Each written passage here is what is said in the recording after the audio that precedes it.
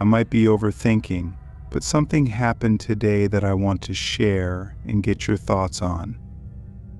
A friend sent me a Craigslist ad for some dolls with many extras for only $50. It seemed like a great deal considering all the items included. I emailed the seller but didn't get a reply. I figured someone else might have gotten it before me. Then I received an email saying, "Sorry, I've been out all day today. Where can you pick it up?" The message was sent from an iPhone. I replied, "I can pick it up tomorrow. What time and where do you want to meet?" I didn't get a response, so I went to bed. The next morning I got an email from the seller saying, "I waited at the chapel school for about 10 minutes. You weren't there, so I'm leaving." I replied, "I'm really sorry, I didn't get any emails last night before bed. I just woke up and didn't know we had an appointment. I can come to your home if that's okay." "It's only a 30-minute drive for me," she replied. "No, it's fine. Can we meet at the school in an hour?" I checked on Google and found there are 2 chapel schools in the town. I sent another email asking which one it was. There was complete silence. Since I had already missed one meeting with her, I decided to go. I quickly got into my car, sent another email saying which school I chose, and that I was on my way. It was the weekend, so the school would be closed, and no one would be around. I didn't receive an email telling me which school it was, so I hoped I picked the right one. After about 5 minutes, a black SUV pulled up next to me. There was a nice couple in their late 30s inside and 2 big dogs in the back seat. The woman got out holding a big closed box. She said I could look through it before giving her the money. We were standing at the front of her SUV. Then I saw the man get out of the car and walk to the back. I thought he was checking on the dogs, but he walked around the back of the car and came up behind me in my blind spot. I turned to look at him, surprised because it seemed odd. He had a half smile on his face and wouldn't look me in the eye. It made me nervous, and I got a sinking feeling in my stomach. I realized there was no one else around, and there was no reason for him to come up behind me like that. I put the box in my car, keeping an eye on the man, and hurried away. If he just wanted to keep his wife safe, why didn't he get out of the car before we exchanged money? And why did he go the long way around the car to come up behind me when the shortest way to his wife was in the front where we were standing? Why bring 2 big dogs in an SUV for a short ride? I think the dogs were meant to distract me, but I'm not sure. Maybe they changed their minds when they realized I wouldn't be an easy target. It was really weird. I'm not someone who thinks everything is dangerous, but there was definitely something disturbing about the whole situation. Luckily, I got away safely, but I can't help wondering what they were really up to.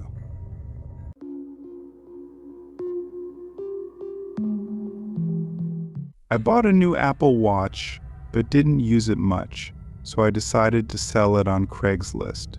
I took photos of the front, back, and each band, then posted the ad. I got a bunch of responses right away. I decided to answer them one by one, giving priority to the first person who contacted me. One of the responses was from a man in the military. He explained that he wanted to buy the watch as a graduation gift for his cousin who was finishing school. His reason for getting the watch was nice, so I decided to sell it to him. He then explained that his cousin's graduation party was happening that weekend, and he wanted the watch to arrive on time. He asked if I could send it the next day, promising to send extra money to cover the faster shipping. I agreed because it sounded like a good idea. After our conversation, I received a PayPal receipt from him. I took the watch to the post office and sent it off. After I sent the package and shared the tracking number with him, something felt strange. I realized I didn't get any email from my bank about the money transfer. When I looked at the PayPal receipt again, I noticed some things that seemed off. The payment confirmation had some unusual details. Usually when I sold stuff on Craigslist, I checked the sender's address to make sure it was real. But this time, the person sent the payment through PayPal, and unfortunately I didn't double check it. I was in a hurry and believed the story about the urgent need for the watch. The address on the PayPal receipt was sketchy, not like a normal PayPal address. As I paid more attention, I noticed other things that didn't add up. The whole receipt seemed off, and not like a valid PayPal one. I felt like a fool because I'm usually the one telling people to be cautious about these things. I was just trying to help, but I ended up falling for a scam. I went to the local police station to share what happened. They said since I lived in an unincorporated area, I needed to talk to the sheriff's office. The folks at the sheriff's office were helpful. They sent someone to meet me at my local police station, and we had a good talk about the situation. I shared all the details: the ad, the response, the man in the military, and the rush for next day shipping. The deputy explained that without the serial number, there wasn't much they could do. It was disappointing, but he assured me he would write a report. Then I remembered I took pictures of everything. Even though I fell for the scam, I had a photo of the back of the watch, including the serial number. So I might have been foolish, but at least I was a smart fool. The deputy wrote down the serial number and the address where I sent the watch. He told me he would talk to the local police and see if they could figure things out. I shared the story with my boyfriend, friends, and parents. 2 days later, the deputy called and said they got a warrant for the house where I sent the watch. They searched the house and found not just one watch, but thousands of them. These folks had watches worth thousands and tens of thousands of dollars. There was a woman who allowed the items to be sent there. It turned out she was receiving these things for her fiancé. She said those things were gifts and that her fiancé is a good and honest man. The police tried to explain to her that he might not be telling the truth, that he's stealing things. The deputy mentioned that because I reported it in the suburbs of Chicago, people from all over the country might get their valuable items back. A few days later, they called and said my watch was ready. I had to go to this intimidating jail building to get it. I went through a scanner, got checked for weapons, and talked on the phone to explain why I was there. A lady guided me to a room with lockers and handed me an envelope with the package. I was surprised to see that everything was still wrapped in the tissue, just like how I packed them. Now, I make sure to wear my watch every day, and I've decided to stay away from using Craigslist.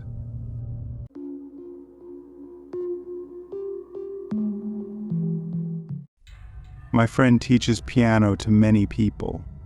She used to put ads on Craigslist to find students, explaining the cost for lessons, though I don't remember the exact amount. Anyone could sign up for lessons, whether they wanted to learn alone or in a group. My friend teaches people with different skill levels, helping them with exams, music theory, and practical skills. She's really good at playing the piano and still plays almost every day. She has 3 keyboards and a grand piano, which was super expensive, around $40,000. One day she put an ad on Craigslist offering to teach piano for money. At the time, teaching piano was her main job and how she made her living. After about a week, she got a few replies. 2 were from women, and 1 was from a man. She chose to teach the man first and planned to reschedule the women for later in the week. The man was supposed to come over in the evening around 4 or 5 p.m., right after he finished work. My friend told me that when he walked up to her house, he seemed really weird. He was difficult to describe because when I asked her, she couldn't say much about him. The only thing she kept talking about was the feeling she got from him. The feelings were so bad that she felt sick and nervous about letting him into her house for the lesson. But since the guy was there with the money, paying her before the lesson, she went along with it. Even though she could have said no right there at the door, she felt like she needed a good excuse to turn him away. So despite feeling uneasy, she chose to let him in, going against her gut feeling.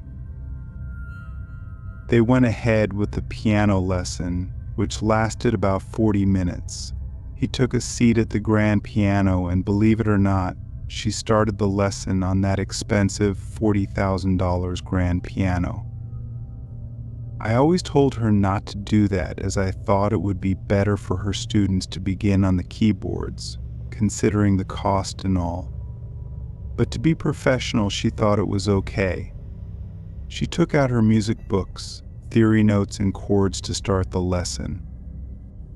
I don't know much about what pianists do, but she taught the lesson. When it ended, the guy was still acting strange. She mentioned he wasn't a great learner and had trouble playing even simple scales. His fingers were big and clumsy for playing the piano, so he often missed some keys or pressed 2 at the same time. But her job was to teach him, so she did her best.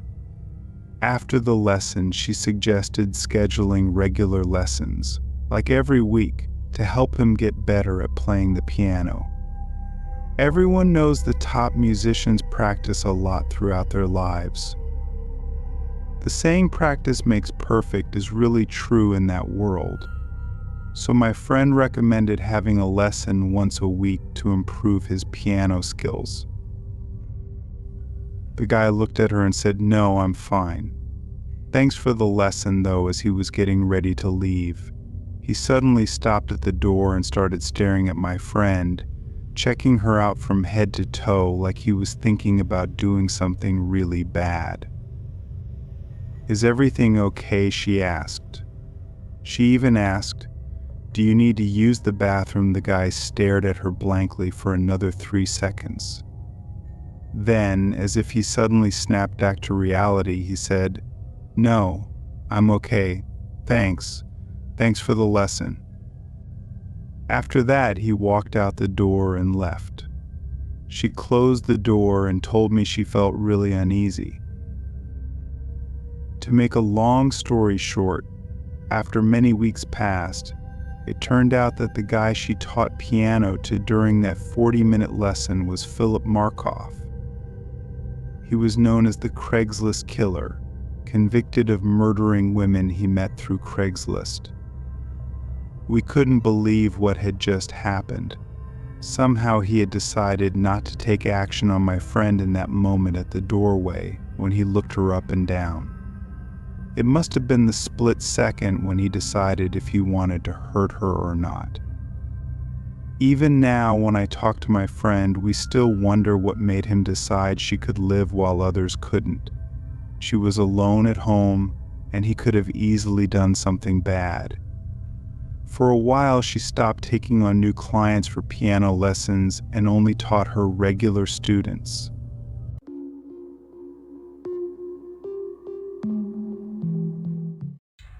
Before I begin, let me introduce myself. My name is Matt, and I'm a 17-year-old student. I enjoy hanging out with my friends, and that's where it all started. Over the months, I had been taking a bus to my friend's village, where we would smoke, relax, and chat about basic stuff. While we were chilling out, we noticed an old guy. He approached us in a weird way, like someone who had drunk too much. Then he asked, "Hey, can you tell me the name of this place we told him?" And then he just smiled and walked away. We laughed about it, but I wish we hadn't. What he said next made a shiver run down my spine. He looked at us with a serious face and said, "What are you laughing at?" We stopped laughing immediately and just stared at him. He added, "You better get out of here, or I will hurt each one of you, especially the fat one." This made me really angry, so I started yelling back at him, saying, "Why are you calling me fat?" My friends tried to calm me down, but we ended up shouting at each other for a whole minute.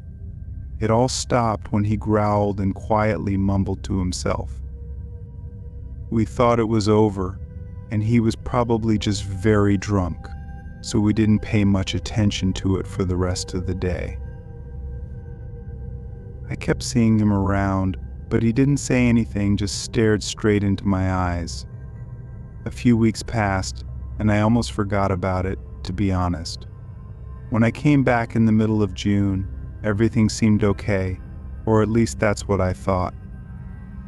We had a party at Mike's house, and it was me, John, Veronica, Kate, and Ellie. Ellie even teased me a bit. In short, everything was awesome. After a while, Kate came and told us she heard something outside. We ignored her, saying she might be worried for no reason, and that maybe her mind was playing tricks on her. But we were all wrong. Then, after about an hour and a half, Kate came to us again and said, "It's not in my head. There's really someone outside." The girls got really scared. My buddies and I were a bit worried but not scared. Since it was a village and not a city, we thought there wouldn't be any burglars. Again, we were wrong. After maybe 4 to 7 minutes, we heard loud banging at the door.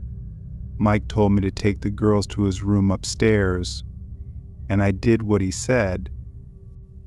After that, I went back downstairs, but all the lights were off, and all 3 of them were crouching down, looking like they were trying to hide from someone or something. "What's going on down here?" I asked. "Don't come down here." "Mike saw someone with a shotgun outside," they replied. I felt like we were all in danger. The first thing I thought about was what kind of shotgun it was. So I asked, "What kind of shotgun did he have?" "The one you pump, or the one with 2 barrels?" Mike said. "I think he has the one with 2 barrels." I sat there thinking and said, "He only has 2 shots." Mike asked, "What?" So I explained, "He only has 2 chances to hit something. If he comes in the house, we need to be really quick to disarm him." Paul and John thought I was crazy, but Mike told them to be quiet and that I was right. After that, I went into Mike's room and told the girls to call the police. I explained about the guy outside with a shotgun and told them to be careful. Both of them started crying and almost lost control. I repeated to Kate to call the police, and she did. After the call, I heard loud screaming and gunshots from where my friends were. I hurried down and saw Mike bleeding from his shoulder. He shouted loudly for us to call the police. I told him Kate had already called them.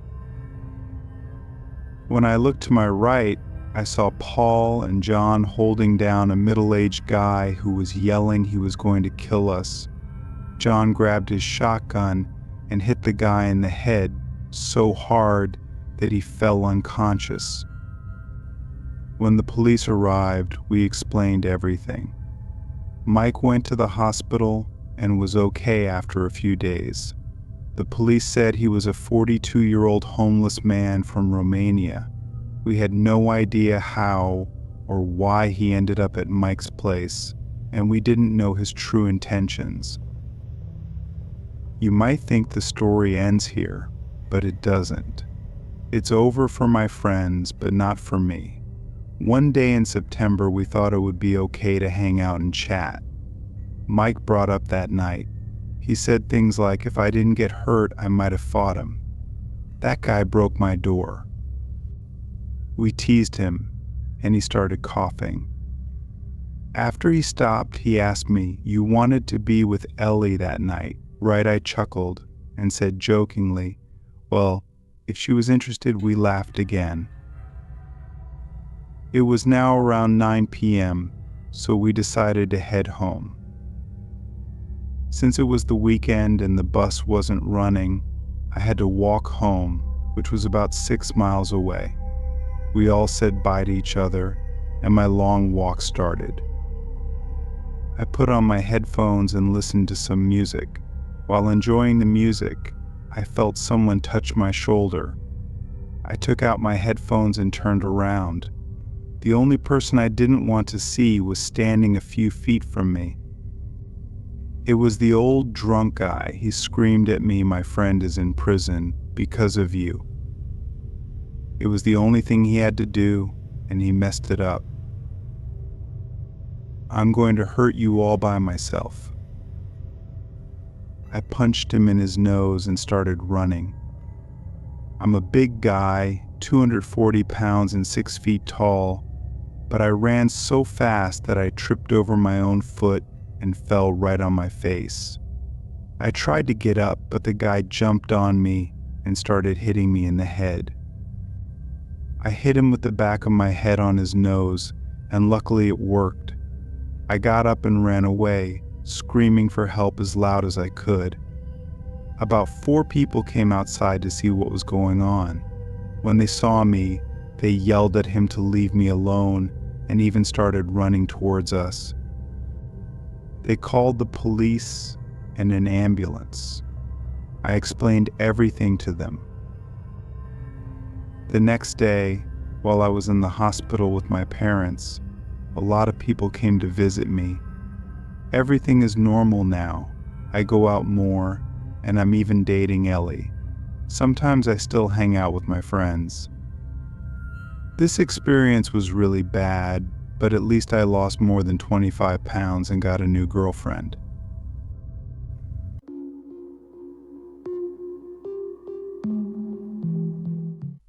After my summer agreement ended, I started searching for a very affordable apartment near my school.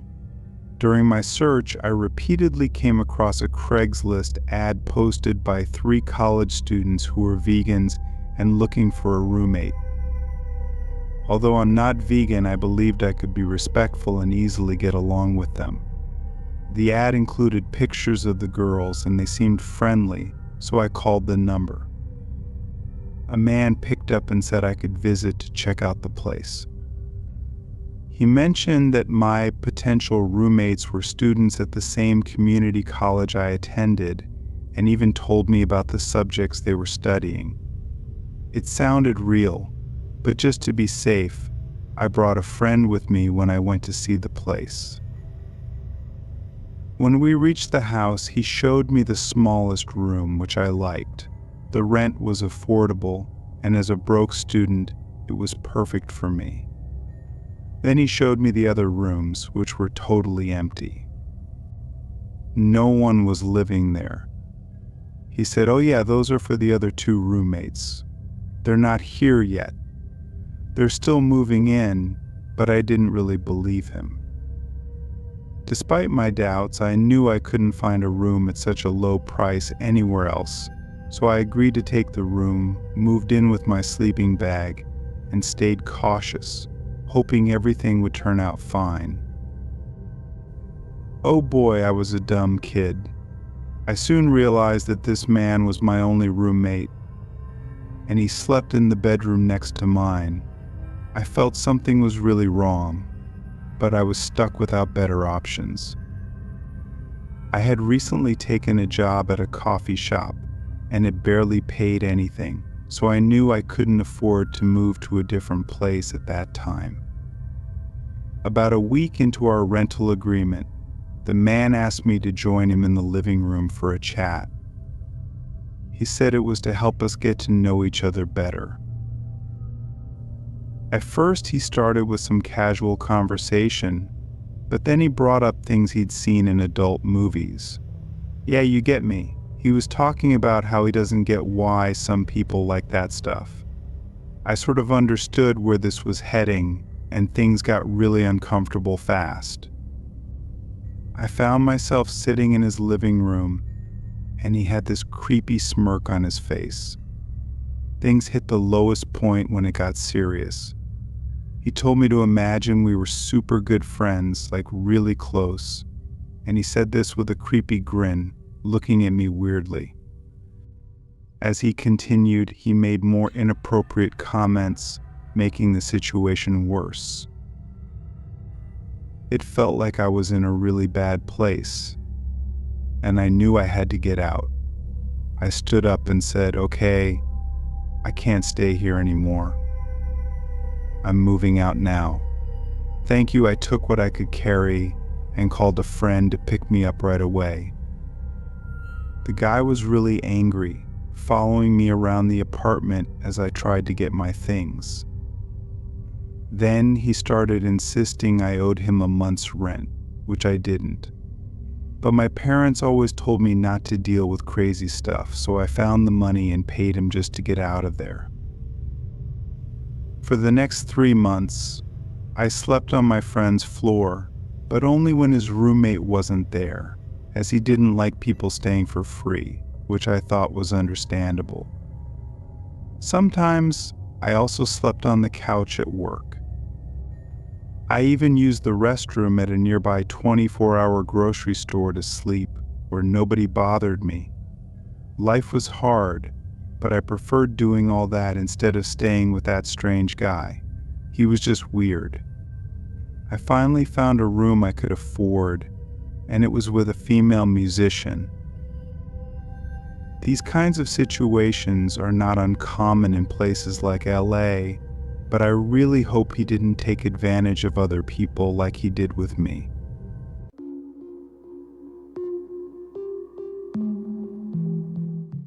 What seemed like a simple Craigslist deal for a cheap dining table quickly turned into a nerve-wracking encounter I'll never forget. Let me share with you what happened to me. I use sites like Craigslist for the same reasons as everyone else. You can find expensive items at really discounted prices or cheap things for even less. I don't have much money, so these sites are essential for getting things like furniture, which are usually very expensive elsewhere. This incident occurred when I was looking for a dining room table. Ours was really old, and my family used it for eating and working, so it had seen better days. I searched on Facebook Marketplace, an OfferUp, but found nothing good.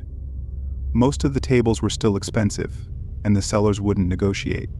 So I turned to Craigslist. Around here, most people use other sites, but Craigslist still had the cheapest deals, even though they were rare. As soon as I opened the site and searched, a great listing appeared. It was a basic wooden dining table listed for only $100. Compared to the $400 to $500 others were asking, this was a steal.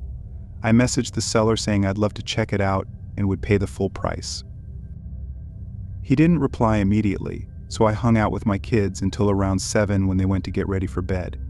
I checked my laptop and saw a response from a few minutes earlier. The seller apologized and said the table was going to be thrown out tomorrow morning, but if I really wanted it, I'd have to come by tonight or any time before 5 a.m. It was odd that he'd sell it at any time during the night, and his reasoning didn't make much sense. But after some thought, I replied saying I could pick it up right away.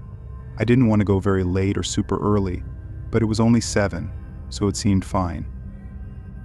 The man quickly replied, agreeing and sending the address. It was only 10 minutes away, so I told my wife where I'd be and headed out. You probably know I don't live in a fancy area. When I say the seller's house was really worn down, I mean it. It was small like the others around here, but the yard was full of trash and random items, surrounded by a thin chain link fence. I parked on the side, opened the fence, walked through the yard, and up to the already open door. I could hear people talking and laughing inside. I peeked in and lightly knocked on the door. Immediately, a man came around the corner and invited me in. He looked like he was in his mid-20s, probably late college. As I stepped inside, I couldn't help but notice how disgusting the place was. There were beer cans lying around and stains on the carpet. It looked like a house that hosted hundreds of college parties. The man was very laid back, casually walking me down the hallway into the kitchen while talking about how he didn't have room for the table anymore. In the kitchen, there were two other men around the same age, standing against the wall in the middle of a conversation. Next to them was the table. Somehow it looked almost untouched, which was surprising given the state of the house. I walked around it to check its stability. Suddenly, the house went silent. The two talking stopped, and the man selling the table didn't speak either. I looked up to see them all staring at me. "Did I do something?" I asked, looking at each of them. When my eyes fell on one of the men closest to me, I noticed his pupils were massive, like he was on drugs. I didn't know what he was on, but I knew this wasn't right. Not only was it strange, but I didn't want to buy a table from these people. "I think I'm going to pass on it. Thank you," though, I said softly. I started walking toward the hallway, but one of them stepped in front of me, blocking my way. He didn't say anything, just stood there. Something about the way they were acting made me realize this was planned. They likely never meant to sell the table. Fear washed over me as I stood there, surrounded by strangers. Then, one of them whispered something in the other's ear, and they moved aside without a word. I cautiously walked between them, hurried down the hallway, and out the door. A lot went through my head on the drive home. I knew they were planning something terrible, but what and why they let me go, I don't know. When I got home, I told my wife, who convinced me to call the police. They couldn't do anything without something actually happening. Whatever those men were planning, I hope no one else has to find out.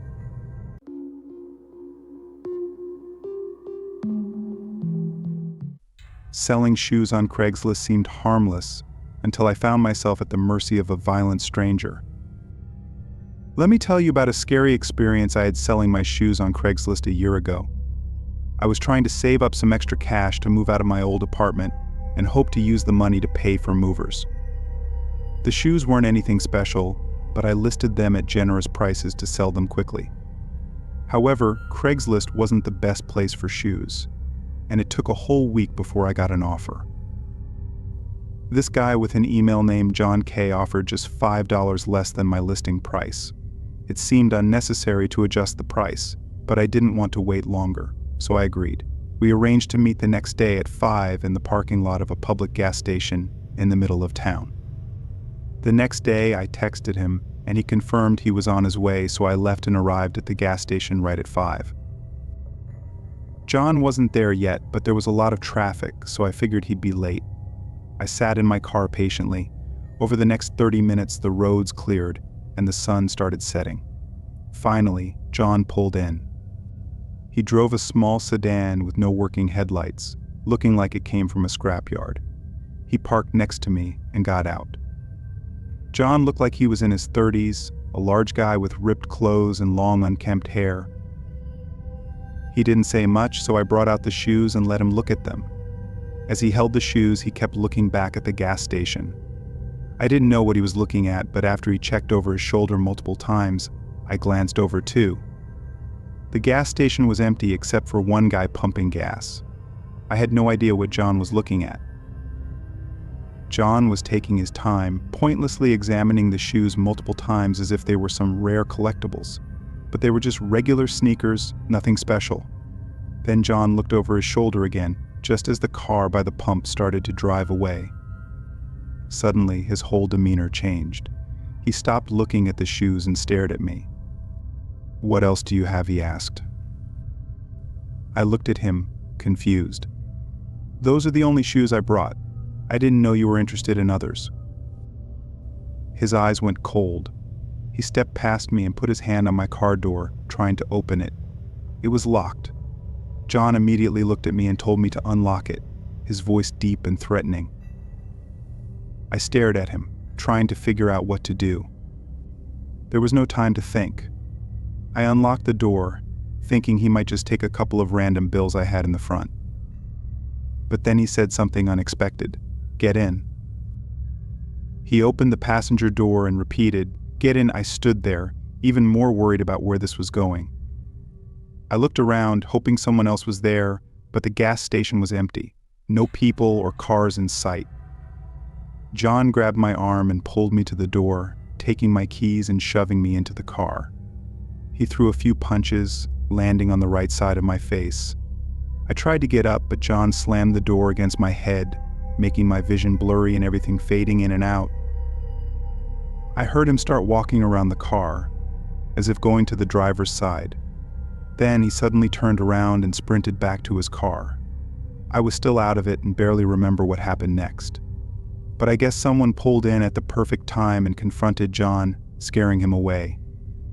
If they hadn't arrived, and John managed to drive away with me, I don't know what would have happened. Assuming his car was either stolen or untraceable to his name, then stealing my car and abducting me would have left no trace of our interaction. He would have had days, if not weeks, to do whatever he planned before anyone would even start looking for me.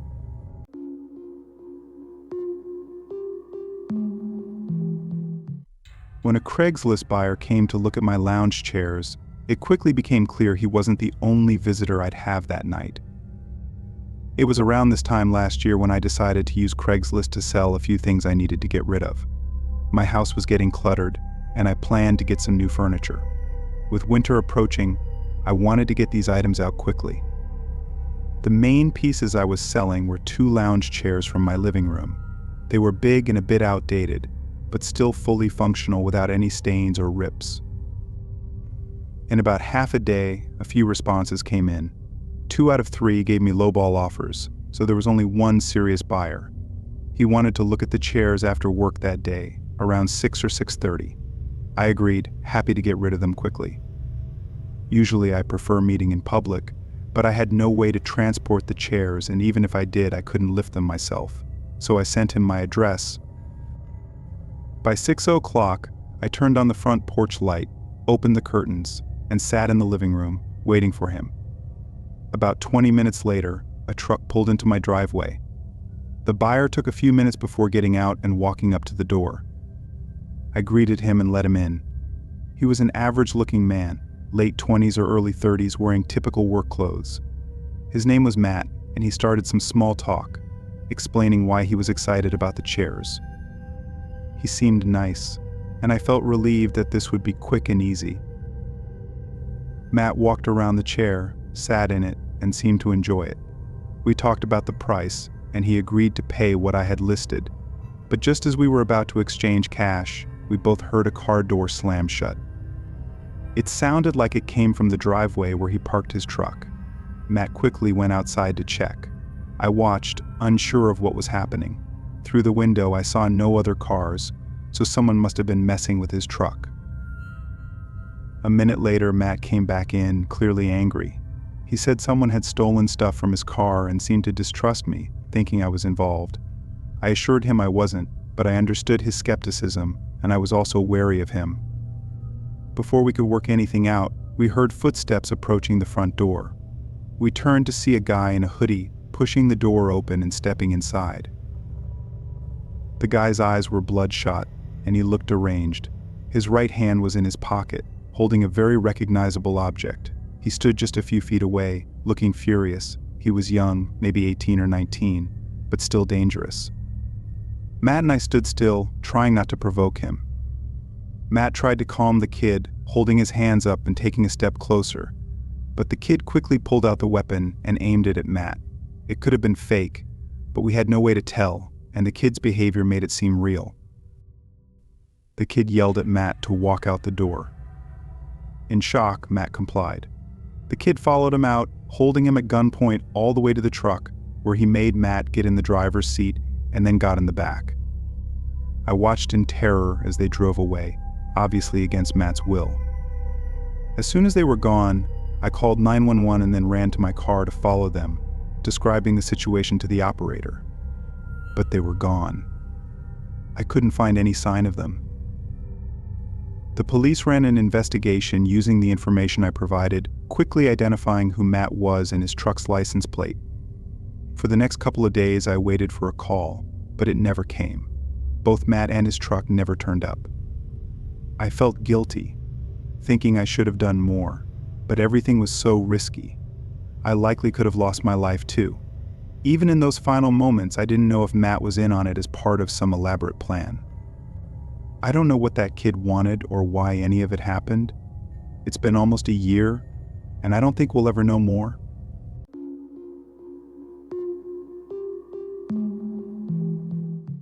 Desperate to get your hands on a PlayStation 3, you ventured into a Walmart parking lot at 2 a.m., only to find yourself face to face with a plainclothes cop and a nightmarish twist of corruption. So way back when the PS3 first came out, you really wanted one. I mean, you wanted one bad. The main reason was because you wanted to play Call of Duty 3, which is still your favorite game series ever. But since you missed out on pre-ordering one, you were out of luck when the actual release date came. You remember watching eBay like a hawk, scouring Craigslist every day, and day after day went by with no luck at all. But then, boom. You see this one post on Craigslist that says a guy is selling his brand new PlayStation 3, Call of Duty 3 included, and he's selling both of them for like $400, at least $100 below asking price. The only thing was, he needed to sell it as soon as possible, and he needed someone to drive over to him to pick it up. The person who could pay his asking price and pick up promptly got the package.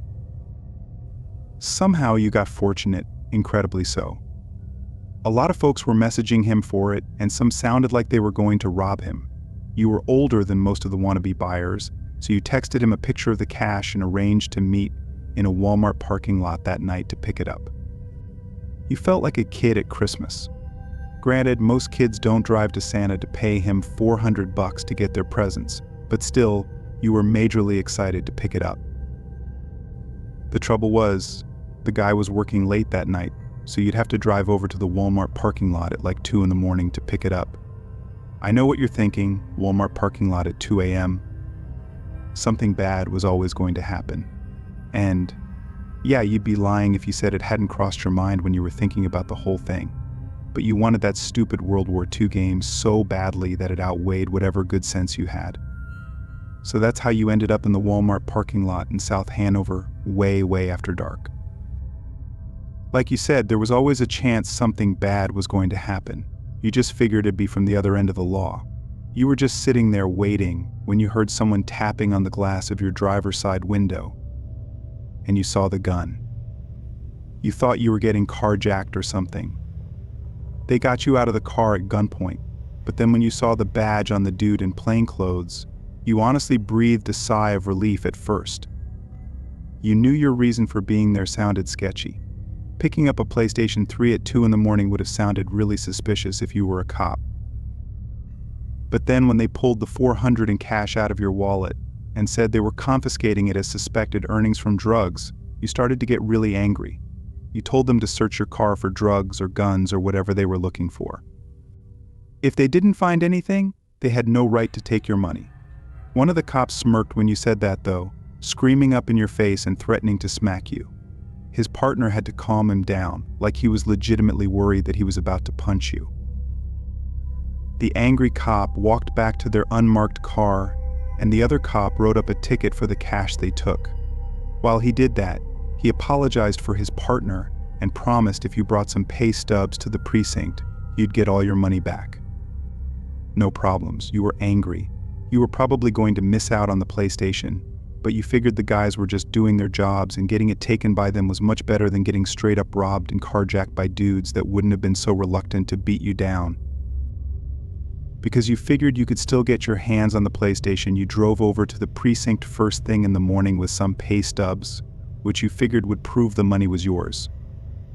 You got there, handed in your ticket, and some cop walked out with an evidence bag with your money in it. Only you were shocked when she put it down in front of you. You told her there must be some kind of mistake. You told her the cops pulled you out of your car and took exactly $400 off of you, but in the bag there was no more than 100. She then showed you the ticket, and in the little box that listed confiscated items it said 100 instead of 400. Right then it was your turn to freak out. You couldn't believe they did you like that. You started demanding complaint forms, numbers to call, all of that. The lady just thought you were lying about the amount, but you swore you had more money than that. She gave you the number to call to register a complaint, which you did. I know. Cops taking bribes around Baltimore is probably only raising eyebrows with the most naive of you.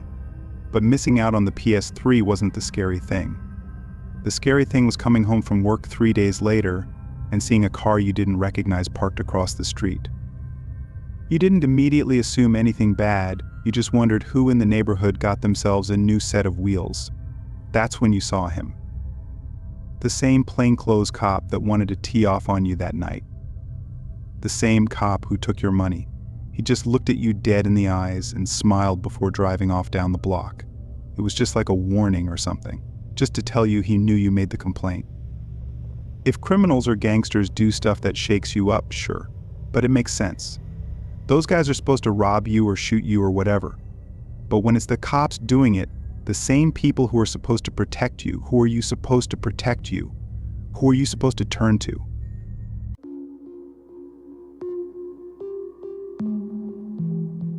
A Craigslist deal for used furniture led you to a house full of old memories and a confrontation with the very man who almost destroyed your family decades earlier.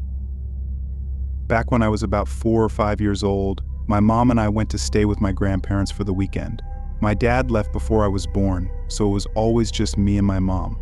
My grandparents were a huge part of my life growing up. We would go over on Friday night and stay until late on Sunday. This was mainly so my mom could have a social life or work weekend shifts at her job.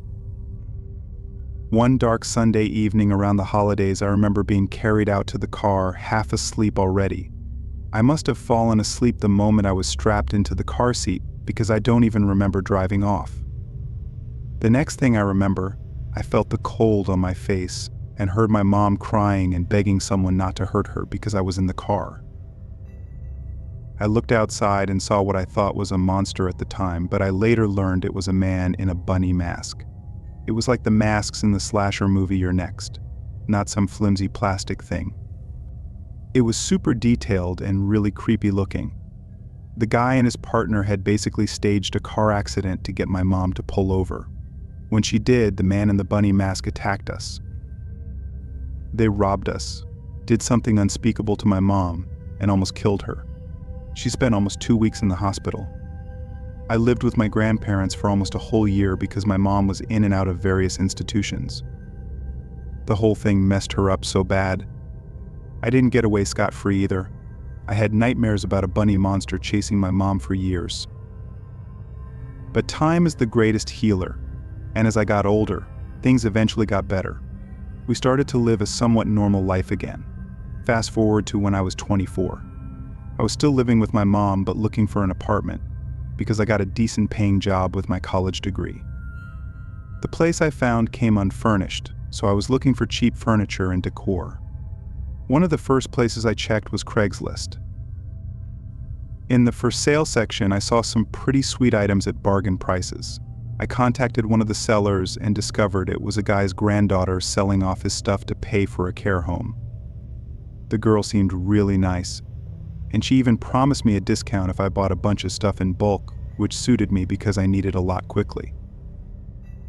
We arranged for me to go over to her grandpa's place to check out the stuff before I handed over the cash. On a Saturday afternoon, I drove over to the house to start haggling. She introduced herself and was really sweet, but when I saw her grandpa, I realized why they needed the money for a care home. He was in a really bad way. He was in a wheelchair, had an oxygen tank, and barely reacted to his granddaughter introducing me. He looked like he didn't have too many years left. I checked out the main items on my list: a closet, a desk, and a dinner table. We agreed on a price. I needed to arrange a U-Haul to pick them up, but that could be done the following weekend. After we confirmed the purchases, the granddaughter and I had some coffee. She explained that almost everything in the house was for sale.